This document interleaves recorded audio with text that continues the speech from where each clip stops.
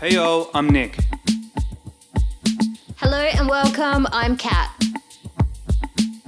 This is a series about how we designed our very own caravan and put it to the test. We take you on a journey through the building phase right through to the fun parts. You'll see how I designed the electrical system so you can build one for your very selves. So join us on this ELFWING adventure as we travel the countryside and take in some spectacular sights. Let's go! Alright, Knox Gorge. So, Knox Gorge, well, pretty spectacular, I reckon. Massive ass walk, and at the end, there's this crazy chasm where just the light beams through and looks like magical. Yeah, beyond, out of this world kind of stuff. Yeah, it's not. I'd say it's probably one of the hardest ones as well. Getting in, it's quite a steep descent. Lots of loose shale rocks as well, so probably be pretty dangerous if you're trying to, do it in a time schedule. So take it easy. Other than that, lots of climbing over things, lots of little bits of waterways and waterfalls and stuff like that. Not much swimming, I don't think. Yeah, no swimming. We did take towels, but I don't know, we didn't really see. It wasn't really flowing enough to jump in there. So, but yeah, very, very exciting kind of gorge. It's different from all the others because it has a lot to do there, and I think it might be the longest one as well. Very deep as well. Yeah. Like cliff face, massive cliff face. Yeah. Anyway, here it is. See you later. Bye.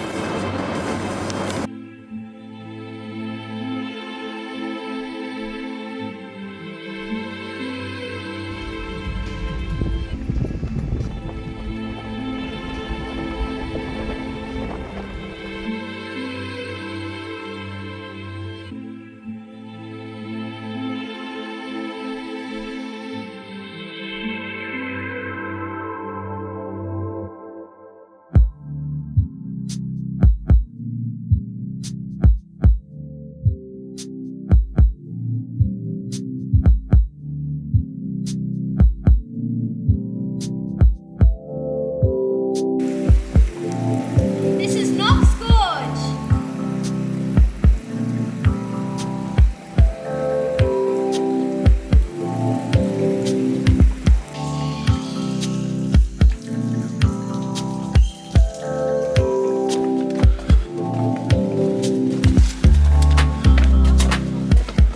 There's markers along there so you can go on Oh yeah.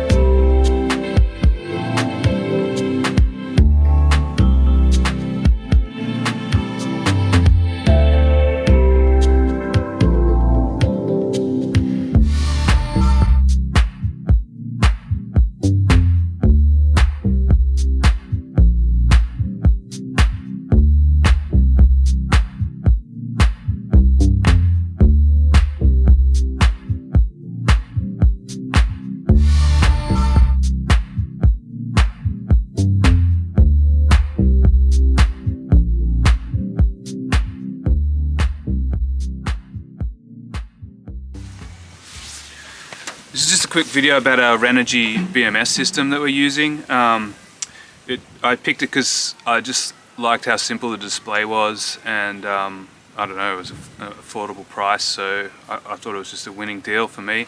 There's a bunch on the market, you can go through and find what you want, but yeah, Renogy just seemed to have what I was after, and I'll just quickly show you how it works, so then you know what you're in for when you get one. If you have a look here, we've got, so these are my batteries. I'm going to be selling them through the website, roboticdog.com.au. They are 120 amp hours each, lithium, and I've got 2 of them just connected parallel. You just need, between the batteries, you won't really want a high gauge cable like a 3 AWG or something that really just connects all the system. Later on down the track, when you're running it into the van itself, you just want sort of an 8 AWG, or it doesn't have to be crazy thick, but enough to get power to the fridge and all the lighting and stuff like that. Anyway, so this is the shunt resistor that comes with the Renogy battery monitor, and you just connect that in series on the negative terminal, which you can see goes up to a negative bus bar up here. And then this little plug here is actually run all the way back into the van through here and goes to the display. So that's basically data for the display to tell you what's going on inside the caravan, and this is just goes onto the positive terminal, so it has a reference voltage, and you can see it there. So I'll go in and I'll show you how to work the display system.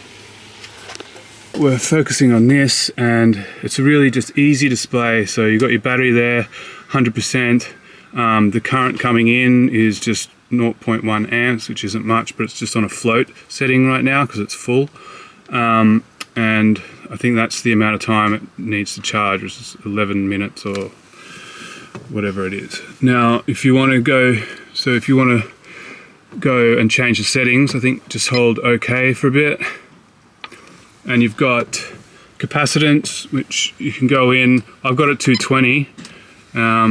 I mean, there's 240 realistically, but I just have shaved 20 off, just, I don't know, because I know you don't get the full 100% out of what's specified, but also it just gives you a little bit of backup when it hits 0, you still know you've got a bit of time.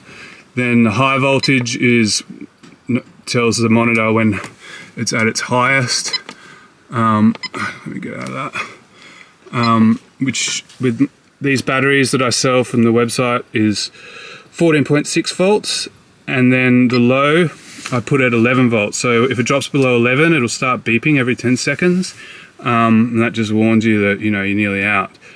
With the batteries that I'm selling, they will cut out. They have their own BMS, and they cut out at 10 volts. So whatever happens, there's always that cut out point, and you're not going to destroy your batteries. So that's always good to know.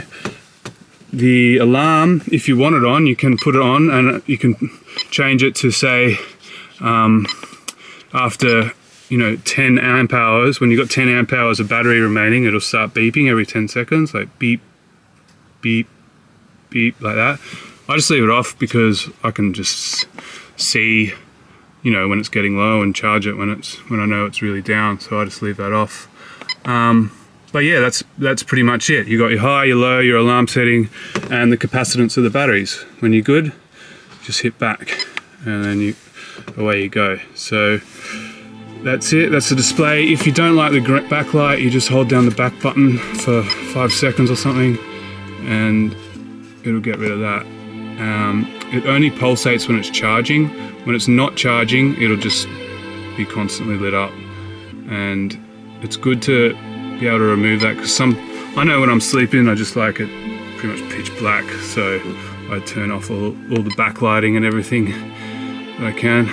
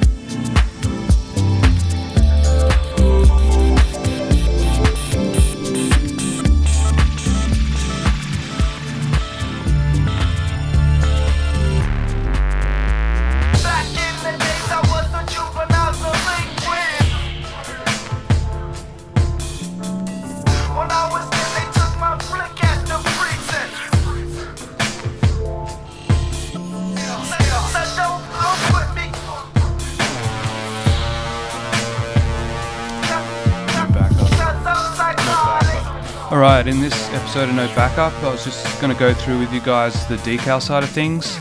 On the back of the van, there's just a big block letter ELFWING. We went for like sort of that modern, what do you call it, hexagonal sort of geometric shape kind of look. And you can see here I've just sort of edited the patterns slightly. Just variation in patterns always works, it just makes it a little bit more interesting. So I thought I could show you something like that in Illustrator. When you buy the designs, you'll get this ELFWING file for Illustrator that you can edit and change up however you want. And to get a pattern going, you sort of just, one method to do it is just grab the paintbrush. I've already selected just a paintbrush style and just go in and, in fact, that's probably good like that. So just make a little squiggle, grab it, Control C for copy, and then Control Shift V to paste in place. Then once you've done that, hold Shift and click down a bunch of times. When you hold Shift and down, it just moves it 10 pixels at a time, but it keeps it in line, so I like just doing it like that. Get it to the bottom. So you've covered the entire spread of the elf there. Make sure you select them by holding Shift and then go Edit, or Object, Blend, Make. And you've got a bunch of little squiggles there. It's also good to go in, once you've blended it, you can go into the blend by double clicking and just select like the top one and change it from 1 point to like 0.3, and you can see it like slowly gets narrower at the top there. Once you've done that, select the blend that you've just made. Probably just I've obviously haven't put it on the edge there, but move it over so get it to about there. Then you can go into Effect, Distort, Transform, click Transform. Then you want to move it horizontally, so just get the width of the image, which is 22 pixels, and just go a little bit above that, say 30 pixels, and you want to repeat it enough so it covers the elf. So put in, say, 45 copies of that, click OK, and oh, look at that, right over the edge there. Once you've done that, you're going to want to grab this blend and then go Object, Expand Appearance. That'll just make it all individual. And then to make a clipping mask, you've got to grab the elf letters, which are down here. Just hold Shift and just go Control C, Control Shift V, paste in place, and that's them up there, the new version of them. Once you've done that, you've got to go into Fill and just make sure there's a fill there. Get rid of the stroke as well. So that's going to be the clipping mask. Then go Object, Compound Path, Make. Once you've done that, select the pattern behind it and go Edit, Object, Clipping Mask, Make. And then you've got your cool squiggly pattern underneath. And then if you want, you can obviously go in and do those variations. Just double click on the image and click A to select, say, a certain one, and then click V, and you can just transform it a bit, maybe rotate it. So there's a couple of images, a couple of variations, sorry, and just do that around the place, and you've got yourself like a cool little pattern. And you don't have to, you can just color some of them. You can go in and just make that one red, and then go in and make this one I don't know, another red, and then this one, yeah, another green or something, and then bring it down, grab that one, you get the idea. Just mix it up a little bit, make it a little bit interesting, and then yeah, then you got your little pattern. Get out of that. You can grab the wing, and there are like other ways to do it. You can go into fill here, and there's like crazy patterns in the fill as well, or you can just go black, which I've done. And yeah, that's it. That's just sort of creating your little decal for the back. Next episode I'll show you some other techniques in Photoshop that you can use, and yeah, it's a good chance to sort of express it and just make it look kind of cool and different, and gives it your own style. So that's the beauty of designing your own van, is you get to customize it however you want. Hey, check it. Bye.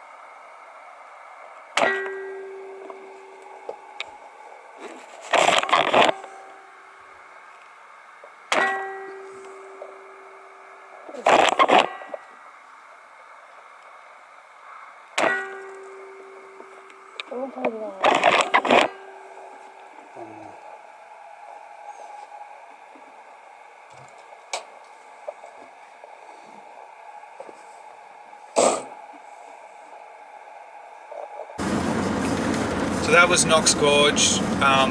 Look, that is so epic at the end that it doesn't even fit in the view cam, or the camera lens. So it's really, you actually just got to see it for yourselves. Yeah, cool. Where are we off to? So next we're off to Python Pool. So that's in Millstream, Chichester National Park. Yeah, another great swimming spot. Can't get enough of these. Anyway, we'll see you there. Bye.